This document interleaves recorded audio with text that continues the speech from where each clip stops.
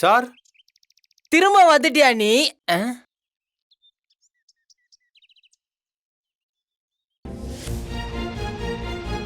கடை ஓனர் யாரு? சொல்லுங்க சார். நாங்க கார்பரேஷன்ல இருந்து வரோம். கார்பரேஷனா? ஒரு நிமிஷம் வாங்க.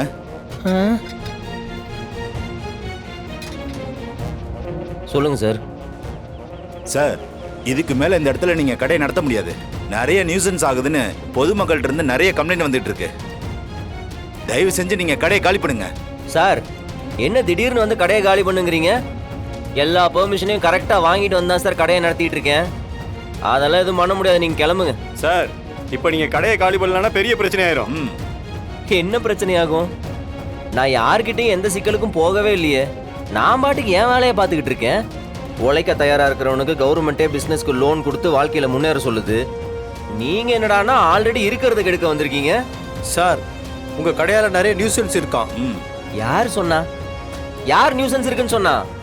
என்கிட்ட எல்லா பேப்பர்ஸும் கரெக்டா இருக்கு, வேணா செக் பண்ணிக்கங்க. பண்றீங்களா? அதையும் மீறி கடையை காலி பண்ணணும்னு பிரச்சனை பண்ணீங்க, நான் சிஎம் வரைக்கும் போறேன். என்ன இது? என்ன இவர் இப்படி சொல்றாரு? நான் சிஎம் வீட்டு வாசல்ல உட்காந்து போராட்டம் பண்ணுவேன். பாக்குறீங்களா? என்ன சார், அக்கம் பக்கத்துல ஏரியாவில் எவ்வளவு இடம் இருக்கு, இங்க வந்து கடையை போட்டுக்கிட்டு? சார், இங்க கடை போட்டா என்ன, இது என் இடம். எனக்குன்னு இருக்கிறது இந்த ஒரு இடம் தான் சார். இதுக்கப்புறம் நான் தேடி வாடகைக்கு இடம் பிடிச்சி அங்க போய் கடை போடணும் எனக்கு எந்த அவசியம் இல்லை. நீங்க என்ன சொன்னாலும் சரி, நான் இங்க தான் இருப்பேன். உங்களால முடிஞ்சதை பாத்துக்குங்க.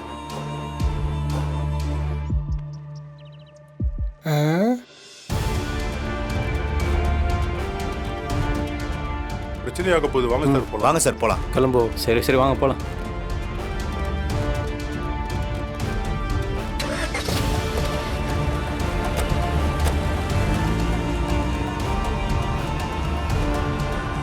தல, என்ன சிஎம்லாம் சொல்ற? ஐயோ, இது என்ன புது பிரச்சனை? இது பிரச்சனை எல்லாம் ஒண்ணும் இல்லடா. உன் அண்ணி என்ன காலி பண்றதுக்காக அனுப்புன ஆளுங்க. அண்ணியா? இது என்ன புதுசா இருக்கு? இப்ப என்ன பண்றது?